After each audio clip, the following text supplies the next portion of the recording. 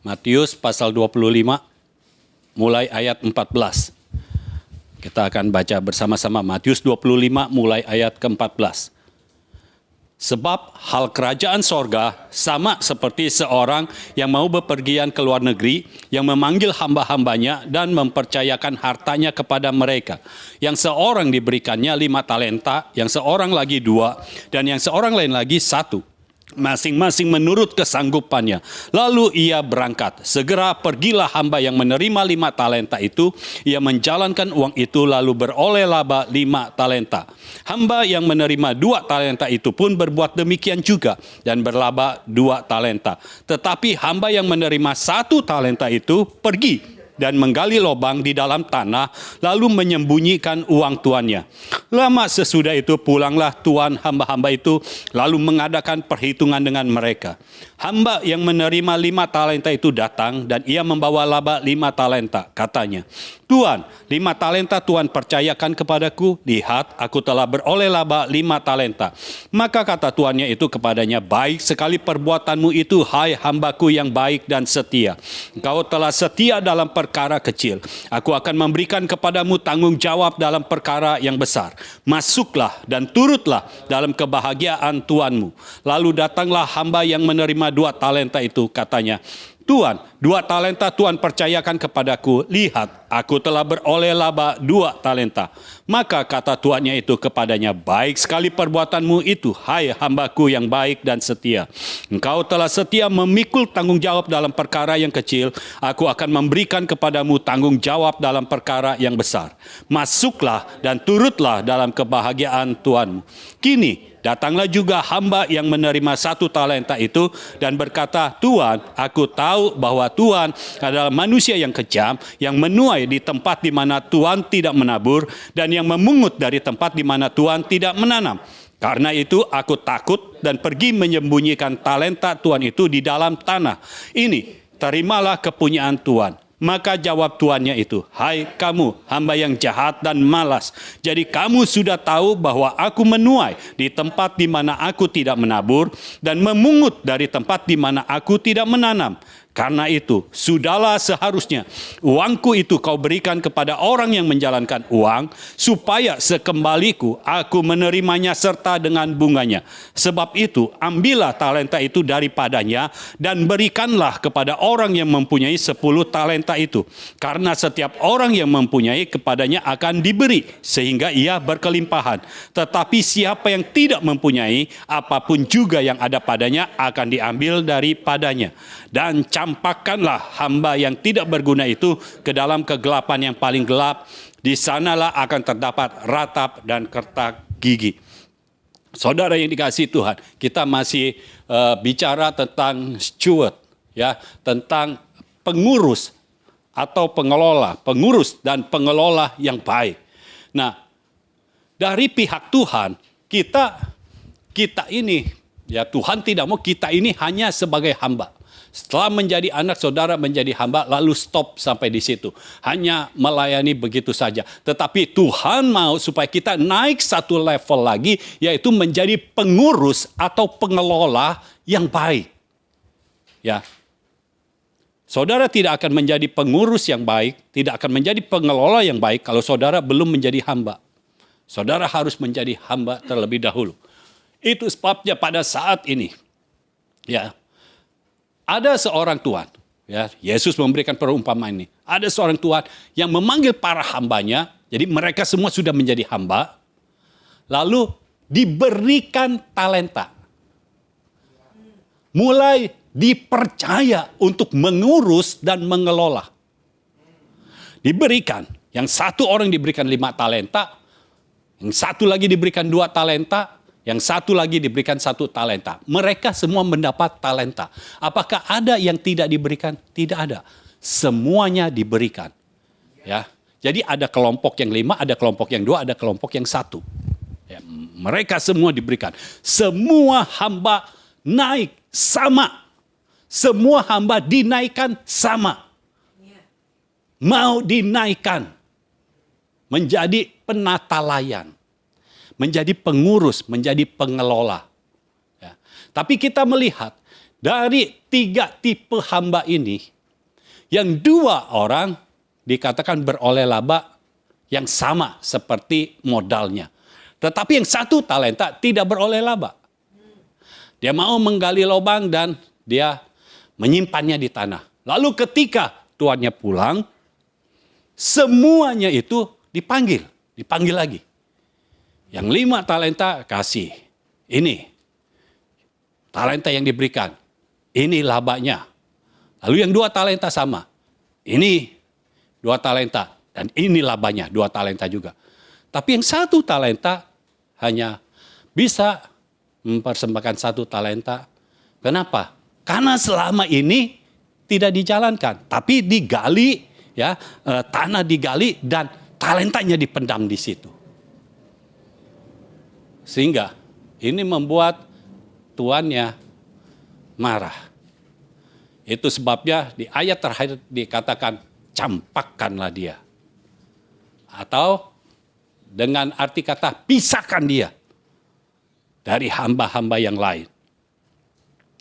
Nah, dari peristiwa ini, jadi kita akan membahas tentang yang 1 talenta terlebih dahulu. Karena saya mau menyimpan yang terbaik di terakhir. Yang pertama yang tidak baik ya dulu. Ya, talenta yang disembunyikan. Nah, poin yang pertama yang harus kita ketahui, semua hamba dipercaya dan tidak ada yang dicurigai. Dari pihak pemimpin, dari pihak Tuhan, semua hamba dipercaya dan tidak ada yang dicurigai. Pada waktu tuannya pertama kali memanggil hamba-hambanya, ya, kan dikatakan ayat 14, sebab hal kerajaan sorga. Jadi ini bicara tentang kerajaan sorga, bicara tentang gereja. Sama seperti seorang yang mau bepergian ke luar negeri, yang memanggil hamba-hambanya dan mempercayakan hartanya kepada mereka. Mereka itu semua. Tidak dikatakan mempercayakan hartanya kepada mereka, kecuali. Jadi semua hamba mendapat kepercayaan yang sama, dan tidak dicurigai sama sekali. Ya, semua mendapatkannya. Jadi ini yang harus kita tahu, bahwa Tuhan melalui utusannya mau menaikkan kita ke level yang baru. Dan mempercayakan kepada saudara. Karena seringkali hamba yang tidak banyak melakukan pelayanan, itu berkata, kok Bapak pilih kasih? Kok saya tidak diberikan pekerjaan ini, tidak diberikan pekerjaan itu? Kenapa? Ingat, ini yang harus ditanamkan dari pihak Tuhan, dari pihak Bapa. Sama. Semua dipercayakan dan tidak ada yang dicurigai. Kalau saudara buat salah, itu bukan dicurigai. Itu udah memang kenyataannya. Ingat, kalau dicurigai, artinya kan belum terjadi, saudara. Belum ketahuan. Jadi semua kita dipercaya. Makanya kita harus membangun kepercayaan juga. Kayaknya nggak fair kalau dari pihak Tuhan percaya kita, lalu kitanya tidak percaya Tuhan. Kan yang jadi masalah itu. Tuhan percaya kepada kita, tapi kitanya yang tidak percaya kepada Tuhan. Sehingga ketika kita melakukan pelayanan, kita memakai kekuatan sendiri. Dengan kita memakai kekuatan sendiri, artinya kita tidak percaya kepada Tuhan. Karena kalau kita melakukan pelayanan, seharusnya lah kita memakai kekuatan dari Tuhan. Karena prinsip kita harus bukan dengan kuat dan gagah kita. Tapi karena oleh roh Tuhan yang ada di dalam kita, semuanya ini bisa terjadi. Hanya karena oleh roh Tuhan. Lalu poin yang kedua, masing-masing hamba menerima talenta sesuai dengan kapasitasnya. Ayat yang ke-15. Ya, ayat yang ke-15, yang seorang diberikannya 5 talenta, yang seorang lagi 2, dan yang seorang lain lagi 1. Masing-masing menurut kesanggupannya. Jadi, dari pihak tuannya, sebelum ia berangkat, semua sudah disetting sedemikian rupa, supaya tanpa kehadirannya di rumah itu, semua masih berjalan, masih bisa berjalan. Dan jelas dikatakan, kenapa tuannya memberikan yang 1 5 talenta, yang 1 lagi 2 talenta, yang 1 lagi 1 talenta? Karena masalah kapasitas. Tidak akan ada orang yang mau mempercayakan hartanya kepada saudara kalau saudara tidak punya kapasitasnya. Bahaya saudara. Saudara tidak punya kapasitas, tapi saudara menerima yang banyak. Itu bisa membunuh saudara. Nah, sekarang kita melihat yang kapasitasnya 1 talenta itu diberikan sesuai dengan kesanggupannya, yaitu 1 talenta. Nah, jangan berpikir, kok saya sedikit? Kok yang lain lebih banyak? Itu menurut kesanggupan. Karena kalau orang punya kapasitas 1 talenta, lalu diberikan 2 talenta, nggak usah 5 deh, 2 talenta. Maka dia akan berfokus kepada yang 1 talenta lagi yang dia kurang bisa. Nangkap ya, karena yang dia bisa tidak akan menjadi fokusnya. Justru yang tidak bisa itu yang akan menjadi fokusnya. Dia akan fokus ke situ sehingga yang dia bisa lakukan justru jadi tidak ada fokusnya.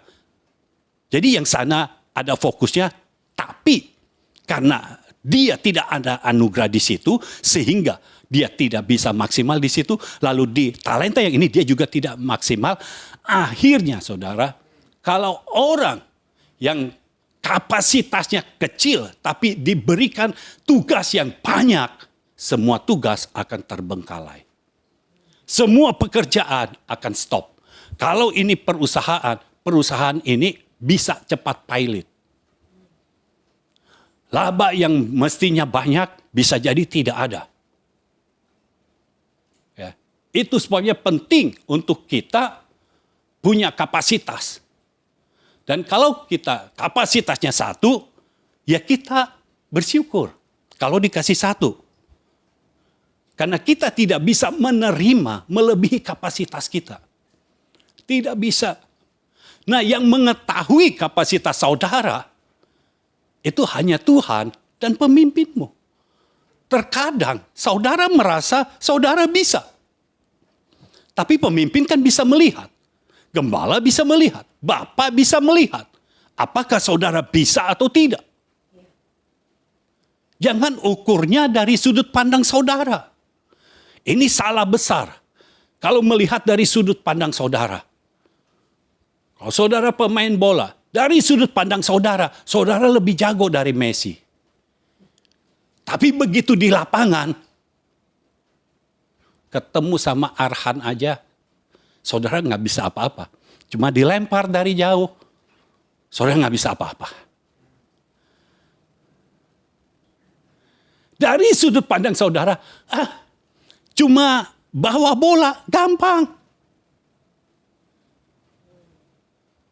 Lalu saudara main di lapangan berhadapan dengan Messi. Jangankan bawa bola, menyentuh bola aja saudara nggak bisa. Memang gampang. Ambil bola dari kakinya Messi. Nggak gampang saudara, itu bolanya lengket. Tetapi waktu kita nonton, Messi segitu aja. Nendang juga pakai kaki kiri terus. Jarang pakai kaki kanan. Bawa bola pakai kaki kiri terus. Jadi ini mah gampang di tackle-nya. Giliran saudara di lapangan nggak kena tuh tackle. Kalau nonton kita bisa bicara lebih jago dari pemain. Tapi kalau sudah main kita lebih bodoh dari yang nonton. Jadi kita harus tahu, jangan melihat segala sesuatu dari sudut pandang kita sendiri. Kita harus melihat dari segala sesuatu dari sudut pandang Tuhan. Sehingga engkau sama dengan firman. tujuanmu sama dengan firman. Ya. Bersyukur kalau kita punya kapasitas belum besar, tapi kita tetap diberikan talenta. Kalau saudara punya kapasitas yang besar, percayalah, ini hanya masalah waktu saja. Kalau saudara punya kapasitas yang besar, satu saat di dalam waktunya Tuhan, saudara akan dipercayakan sesuatu yang lebih besar lagi. Itu tidak mungkin tidak, pasti. Itu pasti. Yang 5, tadinya cuma 5 kan. Tetapi ketika tuannya kembali, berapa yang dia pegang? 10. Kapasitasnya bertambah. Jadi ketika kapasitasnya bertambah, maka tugas yang diberikan kepadanya juga bertambah. Tanggung jawab yang diberikan kepadanya juga bertambah. Ya. Jadi kita percaya semua talenta yang diberikan kepada kita itu disesuaikan dengan kapasitas kita. Nah, talenta itu bicara apa? Pertama, kalau kita lihat dari kisah ini tentang harta. 1 talenta itu 6.000 dinar. 1 dinar itu upah karyawan 1 hari. Jadi kalau kita berhitung, saudara bisa berhitung lah UMP sekarang. Jadi 1 talenta itu besar saudara. Dalam hitungan saya itu kira-kira 1,7 M rupiah. Itu besar. Jadi itu cukup untuk buat modal.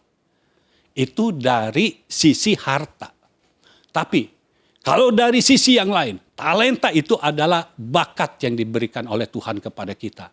Itu talenta. Anugerah Tuhan. Karunia yang Tuhan berikan kepada kita. Sehingga kita bisa melakukan sesuatu. Misalnya, saudara punya suara yang bagus. Itu talenta dari Tuhan. Tuhan berikan kepada saudara suara yang bagus. Karena ada orang yang nyanyi suaranya nggak bagus. Artinya ini talenta. Saudara itu di atas rata-rata, itu namanya talenta. Kalau saudara nyanyi sama dengan jemaat yang lain, ya itu bukan talenta saudara. Cuma nggak fales saja. Tapi kalau saudara diberikan talenta melalui mulut saudara ketika saudara bernyanyi, maka nyanyian saudara, liriknya itu, kata-katanya itu bisa menyentuh orang dan orang diubahkan. Karena kau punya talentanya. Ya. Jadi ingat, talenta bicara tentang harta, talenta bicara tentang bakat. Bakat atau karunia yang diberikan Tuhan kepada kita. Anugerah yang diberikan Tuhan kepada kita. Nah, kalau kita melihat yang 5 talenta sudah menjalankan. Yang 2 talenta sudah menjalankan. Tetapi yang 1 talenta, poin selanjutnya, hamba yang menerima 1 talenta menggali lubang dan menyembunyikannya. Kita lihat ayat yang ke-18, tetapi hamba yang menerima 1 talenta itu pergi dan menggali lubang di dalam tanah lalu menyembunyikan uang tuannya. Jadi talenta itu dipendam. Nah, saudara harus tahu ketika Tuhan memberikan kepada kita, kita harus tahu mempergunakannya seperti apa. Talenta dipendam. Tidak berkembang. Apa yang harus dipendam? Saudara tahu apa yang harus dipendam? Benih. Benih harus dipendam dan mati, baru bisa bertumbuh dan berbuah. Tetapi talenta tidak bisa dipendam. Karena kalau talenta dipendam, tidak akan berbuah. Saudara pernah memendam uang 100.000, saudara pendam dalam tanah. 2 tahun kemudian, saudara gali. 300.000. Nggak ada saudara. Yang ada uang 100.000-nya itu masih utuh apa enggak? Talenta kalau dipendam tidak akan bertambah. Tapi benih harus dipendam dan mati. Kedagingan kita harus mati supaya itu berbuah. Kalau diberikan firman, firman itu harus tertanam di dalam kita. Nah, gali lubang yang dalam di dalam hati kita. Masukin benih firman, pendam di situ. Tapi kalau talenta, jangan masukin dalam hati kita, dipendam di situ. Talenta itu diberikan supaya saudara bisa melakukan. Saudara bisa nyanyi, dipendam di dalam aja. Waktunya menyanyi, saudara tidak mau nyanyi. Itu namanya dipendam. Ya. Dikasih tugas, ayo nyanyi. Nggak mau nyanyi. Itu namanya dipendam. Talenta kalau dipendam, tidak pernah akan berbuah. Makanya saudara tidak pernah bisa melihat hasilnya. Kalau talenta itu dipendam. Hamba yang punya satu talenta ini tidak pernah melihat laba. Yang 5 talenta, yang 2 talenta melihat laba. Dan menerima laba, menikmati laba. Tapi hamba yang punya satu talenta memendamnya di tanah. Dia tidak pernah melihat buahnya, tidak pernah melihat hasilnya. Karena itu dipendam. Kita harus tahu apa yang harus kita lakukan dengan apa yang Tuhan berikan. Kalau Tuhan berikan kita benih firman, tanam kuat-kuat di dalam hati kita. Keakuan kita harus mati. Supaya firman ini nanti akan bertumbuh dan berbuah. Tapi kalau talenta, jangan dipendam. Itu harus dilakukan. Itu harus dijalankan. Kita melihat hamba yang satu talenta ini, hamba yang menerima satu talenta ini, talentanya tetap satu. Karena tidak dijalankan, sehingga tidak berkembang. Lalu setelah itu saudara, ayat yang ke-19, waktu pertanggungjawaban akan tiba. Lama sesudah itu, pulanglah tuan hamba-hamba itu lalu mengadakan perhitungan dengan mereka. Perhatikan, dari pihak tuannya, semua hamba diperlakukan sama. Karena tuannya ini percaya kepada semua hambanya. Tuannya membuat perhitungan bukan hanya kepada hamba yang menerima satu talenta. Tapi hamba yang menerima 5 talenta dipanggil. Hamba yang menerima 2 talenta dipanggil. Hamba yang menerima 1 talenta dipanggil juga. Bukan yang 5 dipanggil, yang 2 dipanggil, yang 1 nggak dipanggil. Enggak, semuanya dipanggil. Dan tuannya ini membuat perhitungan dengan saudara. Waktu diciptakan oleh Tuhan. Akan tiba waktunya. Waktu untuk memperhitungkan. Masa untuk memperhitungkan. Dan kalau didapati, kita hamba yang baik dan setia. Bersyukurlah saudara. Karena itulah waktunya saudara menerima bonus berkali-kali lipat. Tapi saudara yang tidak melakukan apa-apa. Waktu bagi orang lain menerima bonus berkali-kali lipat. Itu adalah waktunya untuk engkau dicampakkan. Jadi perlakukan segala sesuatu dengan tepat dan akurat. Di cerita ini, tuannya pergi. Saudara masih bersyukur. Karena masih ada pemimpin. Jadi ketika saudara merasa ada yang kok susah jalannya, masih bisa bertanya. Lah kalau ini tuannya udah pergi, nggak bisa nanya. Hamba yang menerima 5 talenta, dia nanya nggak kepada tuannya? Enggak. WhatsApp juga nggak bisa.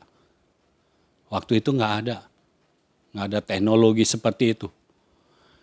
Jadi mereka menjalankan sendiri. Makanya bersyukurlah saudara. Karena pemimpinmu masih ada di tengah-tengahmu. Sehingga engkau bisa bertanya. Bahkan Ketika tidak berjumpa, engkau masih bisa WhatsApp, masih bisa telepon. Bersyukur. Jangan sampai salah melangkah. Jangan sampai salah bertindak. Ingat, masing-masing kita akan ada waktunya. Karena kalau Tuhan sudah berkata, ini waktunya untuk memperhitungkan. Kita harus ingat ada ayat yang berkata, jerih payamu di dalam Tuhan tidak pernah sia-sia. Tuhan akan memperhitungkannya. Ketika Tuhan memperhitungkan, maka dilihat apa yang saudara sudah lakukan. Yang saudara lakukan yang sesuai dengan firman. Yang sesuai dengan maksud Tuhan. Yang sesuai dengan keinginan Tuhan. Karena hamba yang menerima 1 talenta, itu kan melakukan juga. Loh, dia menggali lubang. Dia melakukan. Dia bertindak. Menggali lubang. Hanya tindakan dia tidak sesuai dengan apa yang diinginkan. Nah, saya mau lebih dalam membahas tentang hamba yang memiliki 1 talenta ini menyembunyikan talentanya. Masalahnya di mana? Ya, kita lihat.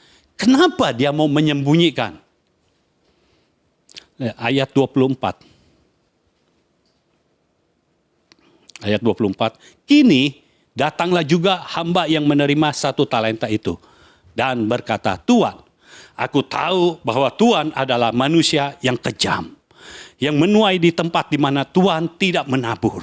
Dan yang memungut dari tempat di mana Tuhan tidak menanam. Hebat saudara. Dia diberikan talenta. Yang disalahin siapa? Tuannya. Saudara menerima tugas.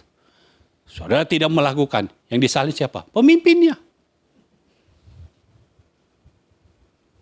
Artinya apa? Masalah hamba ini yang pertama adalah mencurigai orang yang berada di atasnya. Dia tidak percaya dan dia mencurigai orang yang berada di atasnya. Dia curiga. Bagaimana mungkin yang 5 dan yang 2 merasakan kebaikan dari tuannya. Tapi hamba yang menerima 1 talenta ini bisa berpikir bahwa tuannya adalah Tuhan yang kejam. Ya, kalau pemimpin memberikan sesuatu, saya tahu. Pemimpin mau enaknya aja kan. Bapak nanti mau terima sesuatu dari saya. Kalau saya berhasil, Bapak menerima sesuatu dari saya. Itu yang Bapak mau kan. Itu kecurigaanmu. Nanti bisa sama seperti Musa ketika berhadapan dengan Korah, Datan dan Abiram.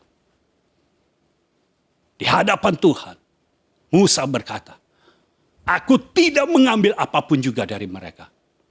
Padahal, dengar saudara, Musa berhak menerima dari semua umat Israel. Apa yang umat punya, umat itu wajib memberikan kepada Musa. Dan Musa punya haknya. Kenapa? Karena Musa telah meninggalkan kehidupan nyamannya untuk membawa bangsa Israel ke negeri perjanjian. Musa sudah terlebih dahulu memberikan hidupnya untuk bangsa Israel. Ya, dia memberikan hidup untuk Tuhan tapi juga untuk bangsa Israel. Paulus pun berkata seperti itu. Aku tidak pernah minta apapun dari engkau. Walaupun sebetulnya aku berhak meminta kepadamu. Kenapa? Karena aku telah memberikan hidupku. Aku berhak menerima untuk engkau menghidupi aku juga. Harusnya seperti itu, saudara. Tetapi Paulus berkata, aku tidak minta apapun dari engkau. Musa berkata, aku tidak minta apapun dari engkau. Dengar saudara, saya tidak minta apapun dari saudara. Saudara yang harus punya hati. Saudara yang harus punya tuntunan roh. Untuk bisa tahu apa yang saudara harus lakukan. Ya. Jadi jangan sampai saudara punya hati seperti hamba yang menerima 1 talenta ini. Bilang Tuhannya adalah Tuhan yang kejam. Engkau mau menuai dari tempat engkau tidak menabur. Padahal saudara, kalau saudara tahu tentang bisnis, semua orang pemberi modal pasti mendapatkan laba lebih besar. Pembagian laba yang lebih besar. Semua kontrak kerja seperti itu, kontrak bisnis seperti itu. Siapa yang memberikan modal? Tuannya. 1 talenta. Sudah diberikan modal. Bagian dia melakukan pekerjaannya. Dan nanti akan dibagi. Itu yang di dunia. Tetapi Tuhan yang dikatakan di ayat-ayat ini Tuhan yang luar biasa baiknya. Minggu depan saya kasih tahu betapa baiknya Tuhan ini. Makanya saudara, kalau hatimu tidak tahir, orang yang paling baik pun engkau bisa berkata ini orang kejam. Curiga. Lalu yang selanjutnya, hamba ini tidak mengenal orang yang berada di atasnya, sehingga tidak mengetahui maksud dan isi hati pemimpinnya. Dia tidak mengenal orang yang ada di atasnya ini. Sehingga ia tidak tahu. Dia tidak mengerti dan mengetahui maksud dan isi hati pemimpinnya.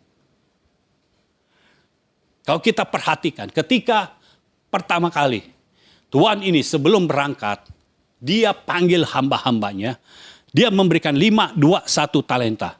Ya, betul. Dia memberikan 5 talenta, 2 talenta, 1 talenta. Apakah tuannya ini berkata, lakukan ini. Tuannya tidak berkata apa-apa. Tetapi kenapa yang 5 dan 2 bisa melakukan sesuatu, tapi yang 1 tidak? Karena yang 1 ini tidak mengenal. Kalau orang tidak mengenal, dia tidak tahu maksudnya. Yang 5 dan 2 langsung tahu maksudnya. Oh, aku dikasih talenta. Artinya aku harus mengerjakannya. Saudara kalau diberikan talenta,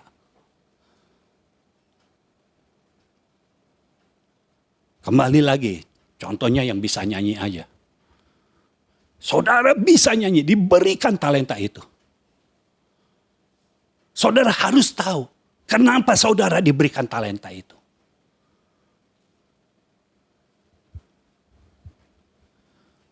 Bukan saudara, ini yang memberikan talenta kejam.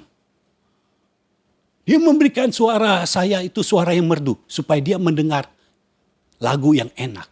Suara yang enak. Itu kan aneh saudara. Ketika saudara menyanyi suaranya merdu, kan saudara juga dengarnya enak. Daripada saudara nyanyi, saudara dengarnya menurut saudara enak terus. Tapi tiap kali orang yang dengar tutup kuping. Untuk apa? Ketika kita diberikan talenta, kita diberikan tanggung jawab. Tanggung jawabnya itu ada di kita. Jangan lari dari tanggung jawab. Hamba yang punya 1 talenta ini, dia lari dari tanggung jawab. Dia gak mau pegang talentanya. Dia pendam di tanah. Dia gak pegang kan? Dia gak mau pegang. Dia tidak mengenal siapa orang yang di atasnya. Sehingga dia tidak tahu. Mungkin kan ketika orang baca perikop ini, ya Tuhannya tidak kasih tahu sih apa yang harus dilakukan. Tapi kita harus bisa melihat. Hamba yang menerima 5 talenta dan 2 talenta, itu pun tidak dikasih tahu. Kok mereka bisa melakukan? Tahu dari mana? Yang 5 talenta dan 2 talenta itu melakukan yang benar, dan yang 1 talenta ini melakukan yang salah. Respon dari tuannya. Saudara lihat respon tuannya, yang 5 talenta, yang 2 talenta, diberikan tanggung jawab yang besar. Tapi yang satu talenta, tuannya tidak bersikap seperti itu. Ya. Lalu yang selanjutnya, iri kepada hamba-hamba lainnya. Nah, iri hati ini gawat, saudara. Ini roh Kain ini. Kain itu iri hati kepada Habel. Sehingga ia membunuh Habel. Hamba yang menerima 1 talenta ini iri. Dia iri, ngelihat yang itu dikasih 5, yang ini dikasih 2. Kok saya cuma 1? Nggak mengukur kapasitasnya sendiri. Karena nggak percaya kepada orang yang ada di atasnya. Kalau percaya kepada orang yang ada di atasnya, dia pasti percaya, oh saya dikasih 1 talenta. Artinya kapasitas saya baru segini. Baik, saya akan kembangkan ini supaya talenta saya bertambah. Saudara tahu kalau dia melakukan, dia menjalankan seperti yang 5 talenta itu jalankan. 1 dia kerjakan akan menjadi 2. Ya kan? Artinya dia akan menyusul yang 2 itu kan. 2 dia kerjakan jadi 4. Kalau menurut duplikasi, ukuran duplikasi. Kalau dia punya 4, dia kerjakan lagi, kan jadi 8. 8 dia kerjakan lagi jadi 16. Kan dia kalau kerjakan sekali dapat 2. Lalu kerjakan lagi dapat 4. Kerjakan lagi dapat 8. Sudah lebih dari 5. Kenapa harus iri? Dia ada iri. Kenapa saya bisa berkesimpulan dia iri? Karena dia tidak melakukan seperti yang 5 talenta itu lakukan. Dan tidak seperti yang 2 talenta itu lakukan. Dia lakukan yang berbeda. Kalau dia tidak iri, dia pasti ikut. Jangan sampai kita iri. Kok dia dikasih begini-begini? Padahal kita udah dapat. Syukuri apa yang kita terima. Lalu, hamba yang menerima 1 talenta ini berkompetisi dengan hamba lainnya, bukan berkolaborasi. Dia berkompetisi. Oh, yang 5 talenta melakukan itu, yang 2 talenta melakukan itu, sama yang mereka lakukan. Aku tidak mau melakukan yang seperti itu. Jadi dia menciptakan persaingan. Nanti lihat siapa yang benar. Dia gali lubang. Dia pendam di situ.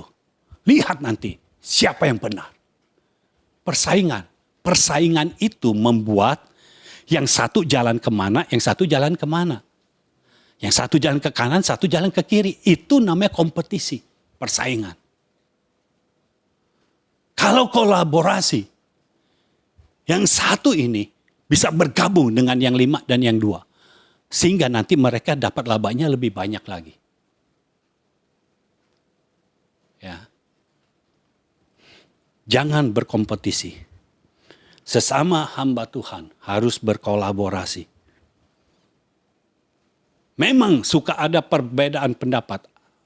Ada perselisihan di dalam pikiran. Tetapi sekali lagi, kita harus bawa kepada firman-Nya. Yang mana yang sesuai firman. Biar firman yang mengadili. Kalau kita sudah lihat dari firman, masih belum tahu juga, bawa kepada pimpinanmu. Supaya kita tahu mana yang benar, mana yang tidak. Karena kita hidup harus berdasarkan firman. Ya. Lalu lihat saudara selanjutnya ayat yang ke-25. Dia takut menjalankan talentanya sehingga tidak mendapatkan laba. Ya. Ayat 25 dia berkata, karena itu aku takut dan pergi menyembunyikan talenta Tuhan itu di dalam tanah ini. Terimalah kepunyaan Tuhan. Ketakutan membuat kita jadi salah langkah. Itu sebabnya kita tidak boleh ada dalam ketakutan. Karena kita punya roh yang membangkitkan kita. Mengatasi segala ketakutan itu. mengatasi segala kekhawatiran itu. Ketakutan membuat dia pergi ke tempat yang salah. Sementara yang 5 talenta dan 2 talenta pergi menjalankan talentanya. Sehingga talentanya berkembang. Tetapi orang yang memiliki 1 talenta ini karena takut. Dia pergi ke tempat yang salah. Dia menggali lubang. Melakukan yang salah. Dia pendam di situ. Tidak ngapa-ngapain. Apa kerjaan dia? Tunggu tuannya datang. Jadi dia nggak ngapa-ngapain. Sementara yang 5 talenta, yang 2 talenta sibuk mengembangkan talentanya. Yang 1 talenta, namanya udah dipendam, dia nggak punya apa-apa kan. Nunggu aja dia. Nunggu terus. Saudara tahu, kalau saudara melihat orang yang nongkrong di tempat yang sama, itu orang tidak akan berkembang. 10 tahun lagi, saudara ketemu orang itu, dia akan nongkrong di tempat itu lagi. Nah ini yang dilakukan oleh hamba yang menerima 1 talenta. Ya udah diam aja dia. Apa yang dia mau kerjakan? Modalnya udah dipendam di tanah. Dia tidak tahu betapa bernilainya talenta itu. 1 pun talenta itu sangat bernilai. Harganya tinggi. Tuhan selalu memberikan yang terbaik. Tuhan tidak pernah memberikan yang asal-asalan. Tuhan selalu memberikan yang terbaik. Lalu, hamba yang memiliki 1 talenta ini memiliki pola pikir yang salah. Dia punya pola pikir yang salah. Karena dia sudah melihat tuannya itu kejam.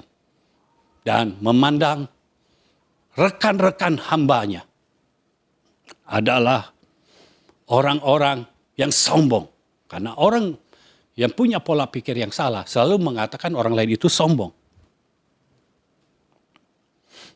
Dia punya pola pikir yang salah. Kita harus punya pola pikir yang benar. Pola pikir kerajaan sorga. Karena kita mau apa yang kita lakukan di backup oleh Tuhan. Jangan biarkan pola pikir yang salah itu ada di dalam kita. Ya. Pola pikirnya salah. Sehingga timbul ketakutan. Sebelum dia menggali lubang. Jadi dia sudah membayangkan. Kalau saya menjalankan ini. Saya akan ketemu ini. Dia mah belum tentu mau beli apa yang saya punya. Nanti kalau saya ketemu orang ini. Apalagi dia. Ketemu orang lain lagi. Dia juga enggak. Akhirnya takut sendiri. Saya enggak bisa apa-apa. Padahal Tuhan sudah memberikan. Ini ketakutan yang diciptakan sendiri. Ini bukan ketakutan yang berasal dari luar. Ketakutan yang diciptakan sendiri. Makanya punya pikiran, renungkan firman Tuhan. Jangan membayangkan yang takut-takut. Membayangkan yang jelek-jelek. Renungkan firman Tuhan. Lalu, selalu mencari alasan supaya tidak disalahkan. Dan menyalahkan apa dan siapa saja, kecuali dirinya sendiri. Yang dia salahkan pertama tuannya. Yang kedua, pasti dia salahkan, kalau lakukan ini nggak bisa. Saya bukan orang yang tepat. Saudara, jangan pernah berkata, saya tidak bisa lakukan ini. Saya tidak bisa lakukan itu. Karena kalau Tuhan sudah memberi, artinya Tuhan memberikan kemampuannya juga. Engkau tidak tinggal melangkah saja. Engkau tinggal melangkah. Ketika engkau melangkah, engkau baru melihat campur tangan Tuhan. Semua jemaat yang ketika saya berikan arahan dan melakukannya, mereka baru melihat bahwa ini jalan Tuhan, bahwa ini dari Tuhan ketika apa? Ketika mereka melakukannya. Waktu mereka belum melakukannya, mereka belum melihat apa-apa. Hamba yang menerima 5 talenta dan 2 talenta, ketika mereka menerima, mereka juga belum melihat campur tangan Tuhan dalam hidup mereka. Tapi ketika mereka mau menjalankannya, mau melaksanakannya, itu berkembang. Yang punya 1 talenta, dia tidak menjalankannya. Bagaimana mungkin bisa melihat campur tangan Tuhan dalam hidupnya?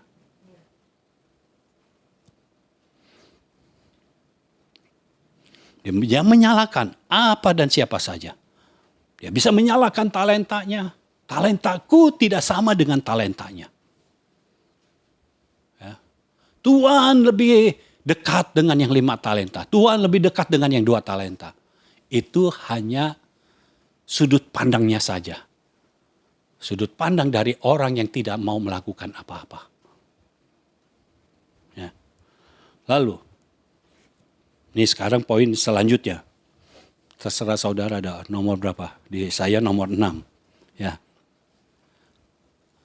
Ayat yang 26.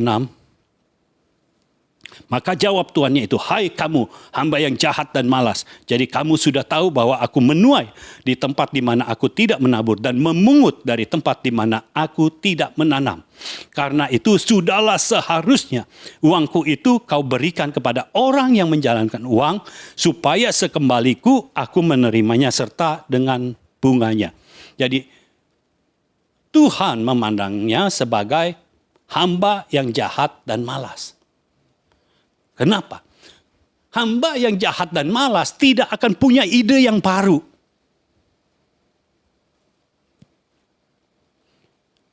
Bagi tuannya ini kasih contoh. Kalau engkau tidak jahat dan malas, bukankah engkau bisa menitipkan 1 talenta ini, titipkan kepada yang 5 talenta. Aku investasikan ya. Nanti kalau ada laba, berikan aku labanya. Karena kalau kita melihat tuannya bersikap seperti ini, tuannya itu tidak menuntut laba yang besar. Tuannya tidak menuntut laba sebesar apapun juga. Kalau orang ini, hamba yang menerima 1 talenta ini, menitipkan, menginvestasikan kepada orang yang menjalankan talenta, dia titipkan. Dan ketika dia dapat pembagian laba, dan mungkin laba dia bukan 1 talenta, tapi setengah talenta, tuannya tidak akan marah. Artinya itu kapasitasnya memang.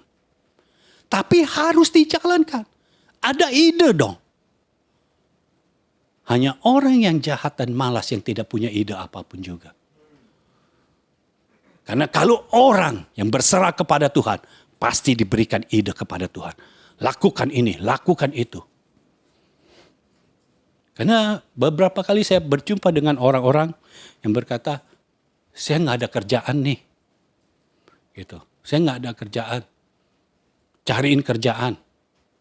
Padahal waktu ngomong-ngomong, saya bisa kasih tahu, oh kamu bisa melakukan ini, bisa melakukan ini, bisa melakukan ini. Banyak yang bisa dilakukan. Tapi kenapa di dalam hidupnya dia tidak tahu? Jangan mau jadi seperti hamba yang menerima 1 talenta ini. Lalu, Tuhan memandangnya pertama sebagai hamba yang jahat dan malas.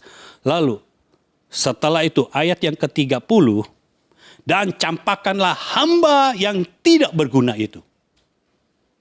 Tuhan memandangnya sebagai hamba yang tidak berguna. Hamba yang jahat dan malas itu tidak berguna. Makanya di dalam ayat yang ke-28, hamba yang jahat dan malas itu talentanya masih ada 1 kan. Diambil saudara. Kalau perhatikan orang yang punya, hamba yang punya 5 talenta dan 2 talenta yang menghasilkan laba, mereka itu memberitahu kepada tuannya, mempersembahkan, diberi, dilihat gitu. Tetapi tuannya tidak mengambil 1 pun. Tetapi orang yang punya 1 talenta ini, karena percuma saja diberikan kepadanya, tidak dijalankan juga. Diambil saudara. Diambil, diberikan kepada yang sudah punya 10 talenta. Kenapa kita tahu bahwa tuannya tidak mengambil 1 talenta pun? Karena tuannya berkata, ambil 1 talenta itu, dan berikan kepada yang memiliki 10 talenta.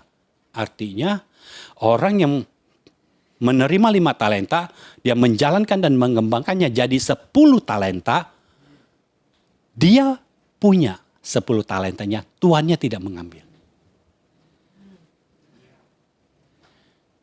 Makanya dibilang, kasih kepada yang 10 talenta itu.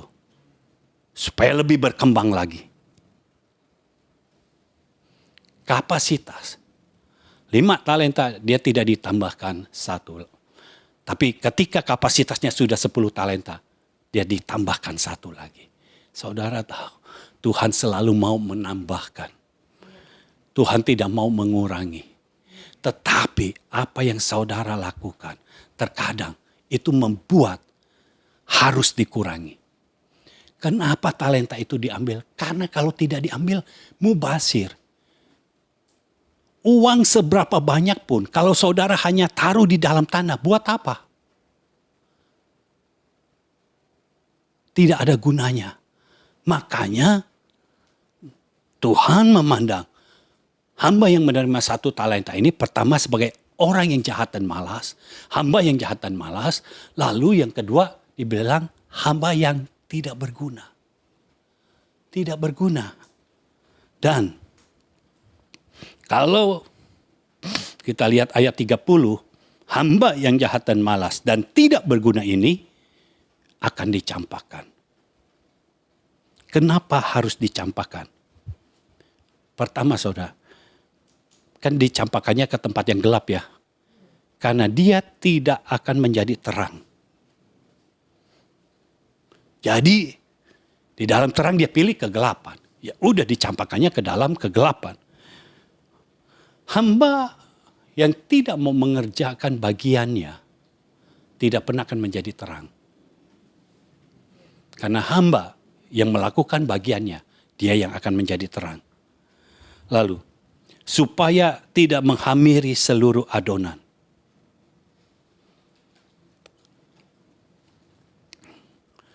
Kalau kita baca Galatia pasal 5. Galatia pasal 5 ayat 9. Sedikit ragi sudah menghamirkan seluruh adonan. Jadi orang ini akan menjadi ragi. Ragi itu membuat adonan itu jadi rusak. Ya, kalau itu kue diberikan ragi, ragi ini bisa memenuhi seluruh adonan. Sehingga kue itu menjadi kue yang beragi. Tidak bisa. Orang yang jahat dan malas pada akhirnya akan mengajak orang-orang lain untuk menjadi jahat dan malas juga. Itu sebabnya harus dipisahkan. Karena kalau tidak dipisahkan, akan ada orang-orang yang mengikuti jejaknya. Jadi saudara, saya percaya saudara punya hati yang mencintai Tuhan. Saudara tidak mau dipisahkan dari tubuh Kristus. Biar kita bersama-sama berkolaborasi, bukan berkompetisi. Kita menciptakan, kita menjadikan seluruh isi hati Tuhan, seluruh kehendak Tuhan. Itu benar-benar terjadi di muka bumi ini. Kita menyelesaikan apa yang Tuhan mau. Kita harus mengenal Tuhan. Sehingga ketika kita menyembah Dia, kita bisa tahu suasana yang seperti ini. Tuhan menginginkan apa. Kita tahu maksud Tuhan tanpa Tuhan bicara. Kalau kita sudah mengenal, kita tahu. Tanpa bicara pun, kita akan tahu apa maksud dari orang ini. Biar kita punya hati yang lembut. Mudah dibentuk, mudah diajar dan mau berubah. Kita tidak mempertahankan kekerasan hati kita. Tapi kita punya hati yang lembut. Mudah dibentuk, mudah diajar dan mau berubah. Sehingga kita bisa bersama-sama mewujudkan isi hati Tuhan di muka bumi ini. Amin. Mari bangkit berdiri. Haleluya. Bapa di surga, kami mengucap syukur untuk firman-Mu pada hari ini. Biar Engkau terus bekerja dalam hidup kami. Nyatakan kehendak-Mu, sehingga kami bisa melakukannya sesuai dengan apa yang Engkau inginkan. Bukan apa yang kami inginkan, tapi apa yang Engkau inginkan. Pakai kami Tuhan, untuk berkolaborasi satu dengan yang lainnya. Sehingga nama-Mu semakin dipermuliakan dalam hidup kami. Terima kasih Bapa. Kami mengucap syukur kepadamu di dalam nama Tuhan Yesus Kristus. Amin. Amin. Amin.